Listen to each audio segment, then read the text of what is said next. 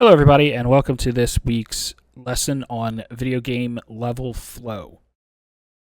We're going to be discussing level flow from a game design perspective, as opposed to what you may be used to hearing flow as a gameplay perspective, when a player gets into a flow state and they're able to really focus in on what they're doing.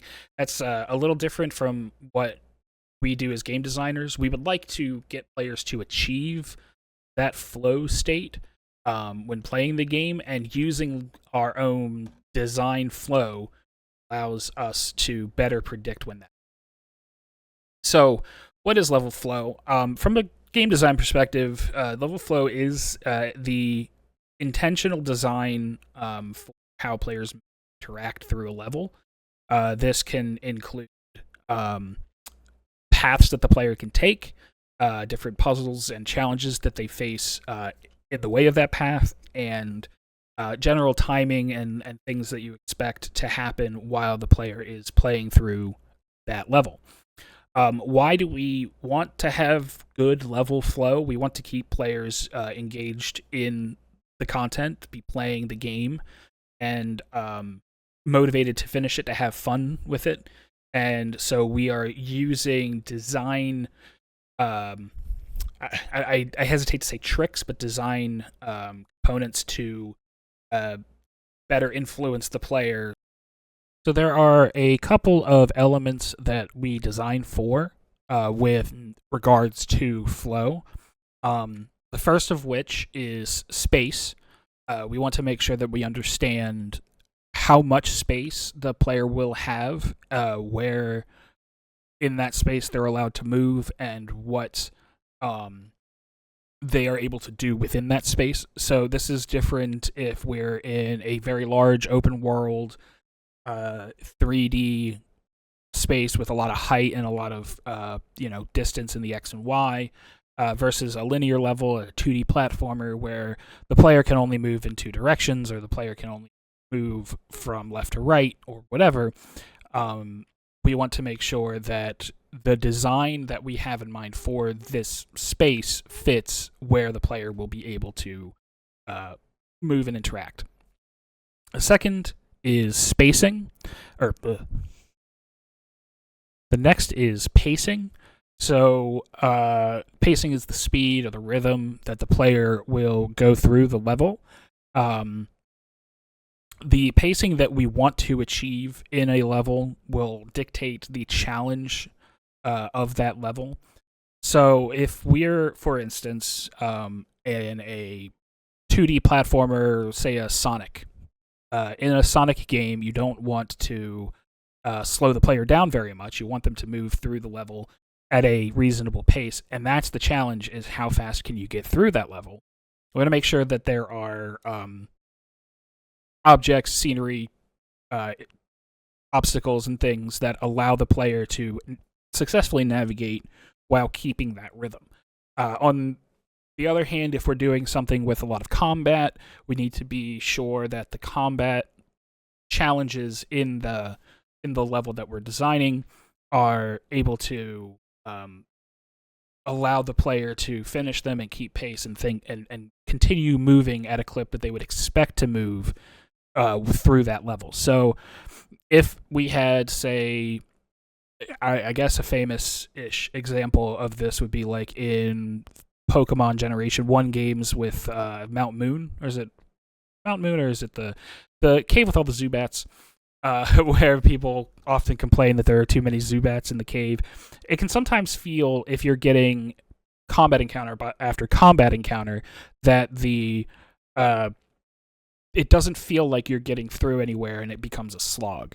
So you want to make sure that we're balancing, and this can be a gameplay balance versus a level design thing, but we want to make sure that where we're scripting different encounters to happen, that we're balancing how often they happen with how far the player is getting through the level. This is often why I think in games like a Dark Souls game, where everything is supposed to be very difficult, you aren't overwhelmed by constant combat and are often able to take a breath and then continue moving and then get into another combat situation. Because if it was just constant one thing after another, you wouldn't feel like you were getting anywhere, and may get frustrated and stop playing before you get to the next boss. And that's not what a game like Dark Souls is about. It's really about getting to that boss, and that's the cool moment that you want the players to experience. And the final thing is that kind of leads right into the next thing, which is challenge. So we want to make sure that the difficulty curve of anything that the player is interacting with in the level is appropriate for what we have set as the expectation for that point in the game.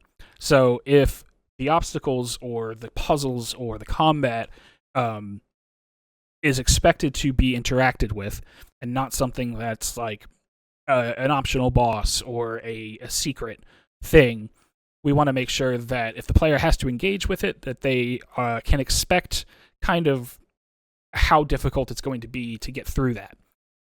If you were to just drop a super boss in the middle of the second level of a game, then players are going to see that as something that quite often could be too much effort to get through. So you want to kind of lead an expectation to a difficulty curve through the course of a level, and you want to kind of adhere to that unless there is a special case, a special reason why something is so difficult. Like I said, something like a secret or an optional boss, or something that kind of drives the player to want to come back to this point later on in the game. So the next thing we're going to talk about is verticality. So this is something that really can add depth to your overall level design, as well as the general experience that the player can expect from the game. So obviously in very large open world or 3D spaces, something with a lot of verticality, like Breath of the Wild, or in this example, I believe this is Always Up. Could be wrong. You want to give players the option to explore in those vertical ways, whether it's something staircases or ramps and ladders, or climbing rock faces or whatnot. It gives a lot of depth to that to the map itself, to your level design. And it can also promote players to explore in multiple ways, whether it's to explore to see what's at the top of that hill, or to find any secrets, or to get to the next point in the game, or even just to fill out the map. Something that when you get into a third dimension, you want to be able to use all three effectively. And I feel that quite often, especially when I was first starting out and I was doing level designs, it was pretty hard to kick the habit of wanting to get from point A to point B without thinking about, like, well, what if we did the same thing, but also allowed players to, jump off a tower, climb up a big thing and jump off of it. What if it allows you to create a lot more complexity in your level while not actually increasing the size on the X and Y of the level, which is a very useful tool. Also, verticality provides a lot more depth in your game systems. So if you're designing for large mountains or big towers, or climbing through small spaces and things to find secrets, then you can incorporate that into the systems that the player has available to them. Things such as gliding in Breath of the Wild, or flying, or vehicle movement. So there are three things that we should keep in mind while designing our level flow. These things are speed, direction, and the desire path. Speed and direction may be a little obvious, I guess, in that speed is how fast or slow is somebody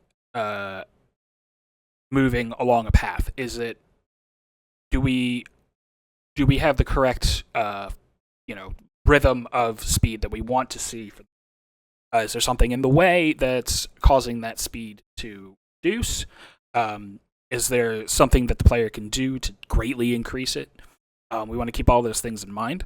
The direction of the level flow is, do we expect it to be kind of a smooth path, a direct point A to point B? Is it continuous, or is it disjointed, or are there a lot of interruptions in the flow to figure out which way to go? A lot of split paths or multiple directions that a player can go.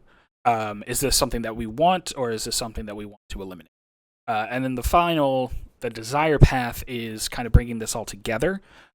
We want to take a look at the different ways that a player can get through a level and find kind of the ideal path to take through that level. And if that's what we want the player to do, what are the other ways that a player could accomplish the same thing?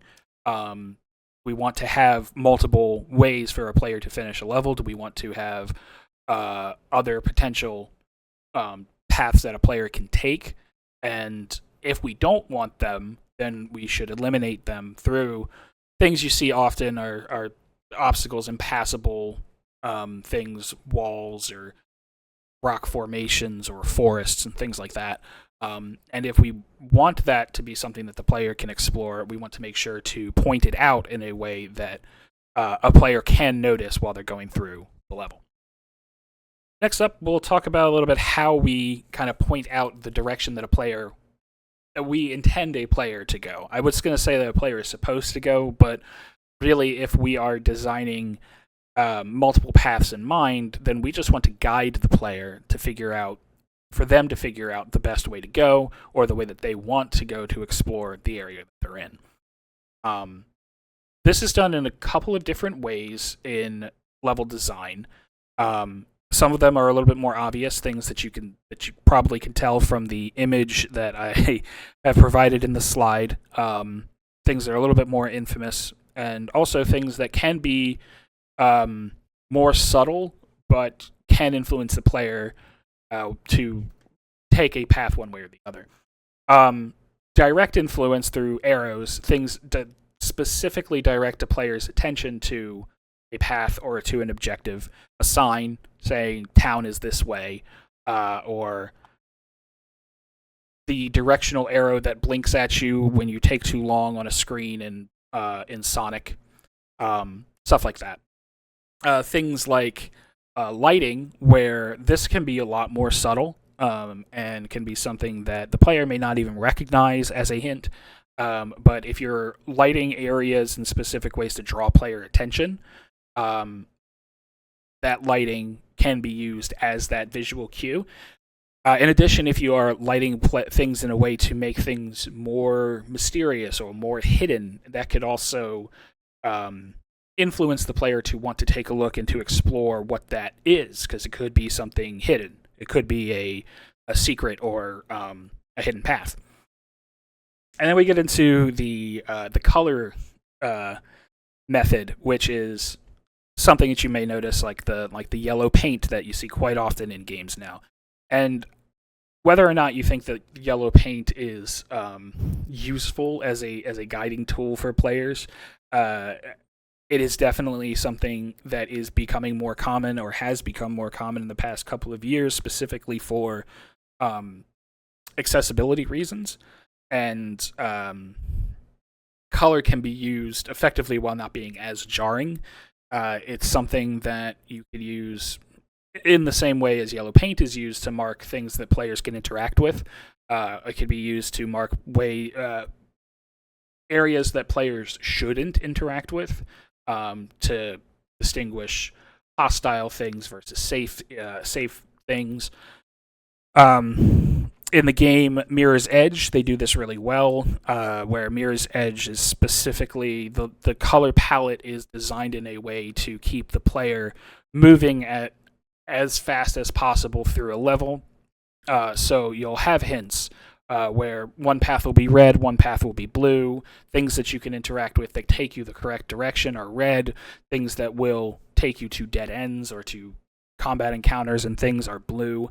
And if you pay attention to those things as the player, then you can get kind of a more optimal route through the level.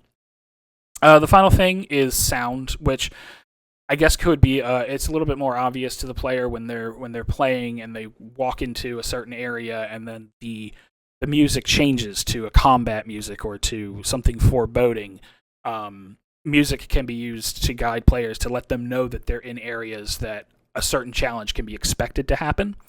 In addition, you have sound effects that can be used to guide players.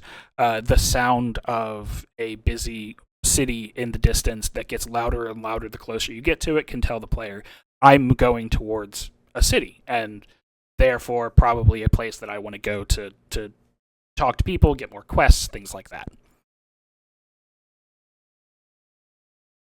Next up, we're going to talk about some of my favorite things to do with level design, which is using some psychological tricks to kind of influence the player without them realizing it. These are things that you can do to create a sense of engagement from the player, and aren't as obvious as yellow paint or as an arrow or as a player or a character telling you, "Hey, go this way to find your objective." You can use curiosity, which can encourage exploration. Early on in a level or early on in the game, you can introduce a collectible or some kind of side quest, a thing that tells the player, hey, in the future, you should look out for these things because they will provide you some amount of engagement, whether it's additional quests or whether it's a specific collectible or reward, which is the next thing, where you offer incentives to players for finding secrets or finding completing quests or reaching new areas.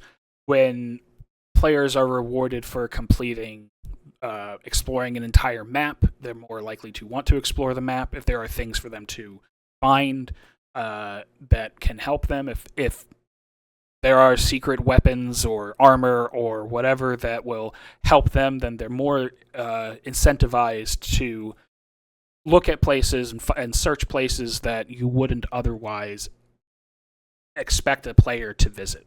The next thing is a challenge. So a difficulty curve is something that is necessary to keep players engaged, and finding the right balance of challenge versus making things too easy. If a challenge is too easy for what the player is expecting, then they'll get bored with it. And if the challenge is too difficult for what they're expecting, then they can get frustrated with it. So we want to increase difficulty in a expected curve, so where a player can tell that whatever state that they're in the game, they have collected enough or leveled up enough to be able to. They are expected to be able to beat whatever that challenge is. So we want to make sure that we continue to increase that over the course of time, to allow the player to feel that the things that they've done previously they matter, and they're the things that they've done are necessary to keep them going through the game, and that can keep player engagement up because they feel the sense of accomplishment for beating a new boss or a new challenge.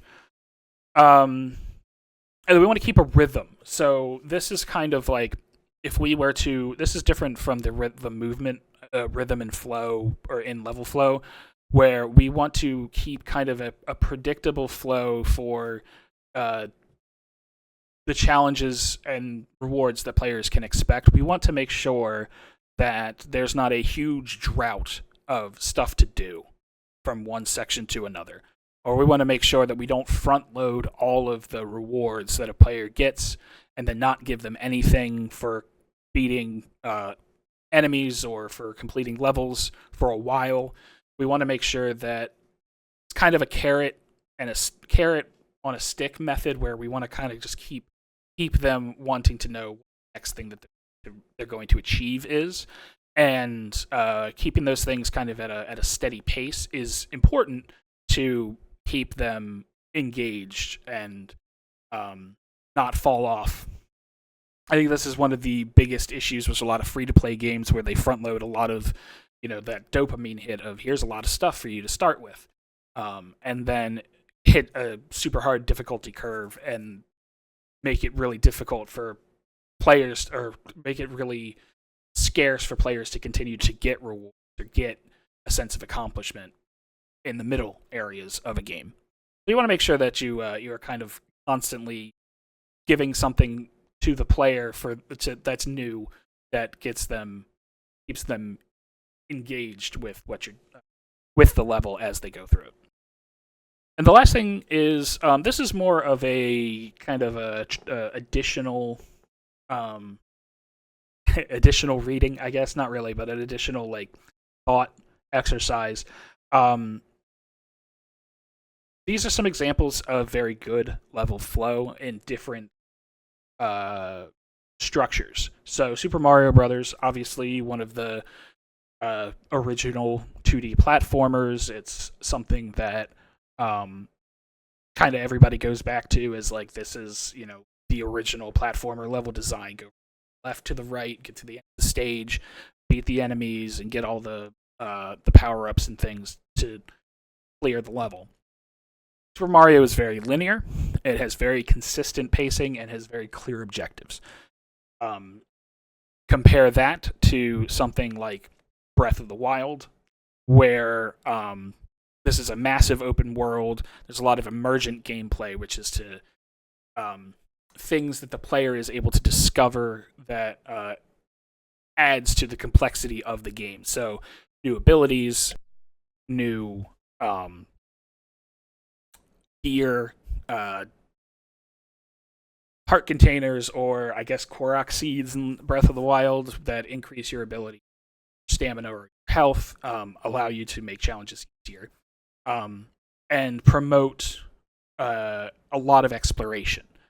Players want to explore Hyrule in Breath of the Wild because there's a lot to do, and there's a lot that's unique. Every time you find a new challenge, it's something different, and something that gives the player a sense of accomplishment when they finish it.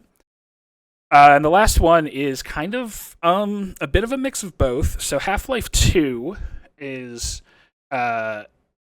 it's more of an example of good pacing. So Half-Life 2 has pretty linear level design and pretty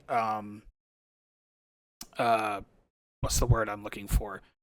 Pretty intentional flow. It uses environmental storytelling, very impactful set pieces and cutscenes and events that happen in the game to keep that pace going in a way that the designers very intentionally designed it to do. So it's kind of like in that middle of this is a linear go from A to B to we want you to explore literally everything in the world. Half-Life 2 kind of rests in the middle there, where it's we want you to go from point A to point B, but we want you to experience everything that's happening between point A and point B, where all of that is important, and all of that is something that is rewarding to the player. Mostly for Half-Life, it's through storytelling and world building. So that's kind of that where that one lies. I think that's everything that I have for this week. I think slide it is. So I'm gonna cut the video real fast and restart it. Restart the recording, and I'm gonna go over what I want you guys to do this week for the 2D level design. Okay, I'm back, and we're gonna go over this week's assignment a little bit. I've had a couple of questions about what exactly we were talking about with this. what I'd like you to do is to create a 2D level design that you would like to put to a video game. But to do this on paper, and paper is a loose term. You don't actually have to use pen and paper. You can use a image editing software of your choice, but it can be as simple as using MS Paint or Photoshop or anything that you'd like. What I'd like you to do is to design a 2D level with a clear start and finish, a clearly defined goal, and different gameplay challenges that are built into the level. And this is going to be used as kind of a template for putting this into a level editor as you continue on through the course. So, this sketch, you can kind of look at it like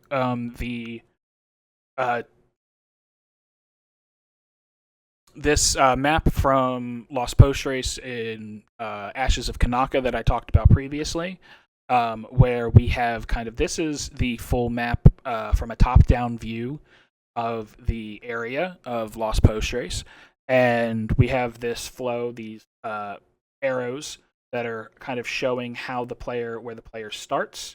We also have a legend here to show what each of these buildings are. So I have a player starts here and goes to the Silver Tower, goes in and around to the sewer, and wedding chapel, and strip club here, back to the. This is the main path that the player would take through the level, and this is just me showing that, as well as showing other things that the player can interact with. So we have our footpaths that'll tell you where to go throughout the level. We have our different shops that the player can interact with, the weapon shop here, and Shifty Flats here, Jane's here, the night market, different buildings they can enter, all the green buildings, and then hidden items that we've placed on the map, which are the yellow squares. So this is just kind of a very rough draft of what you would like to see a level in a video game look like. And it can be as simple, like I said, as simple as a MS Paint drawing. It could be a lot more complex if you want to get into using actual potential assets that you'd like to see in the level. But this is kind of what, and it doesn't have to be as complex as this, but this is kind of what I want to see. And again, this is something that I want to see that what you want to see in the level that you design. So think about this as a way moving forward. And what would you like to see in your final project? What kind of level would you like to design for that? That's it for this week. I wanted to, real fast, I apologize if this week's recording sounds or looks a little weird. I'm having trouble with my recording software and my microphone, so I'm trying to balance that out the best I can. If you have any questions or anything, please let me know, because I'm working on that, but I think I might have to buy myself a new microphone, as well as probably find a different webcam, because that seems to not be working now as well. Thanks, everybody. I will see you all next week.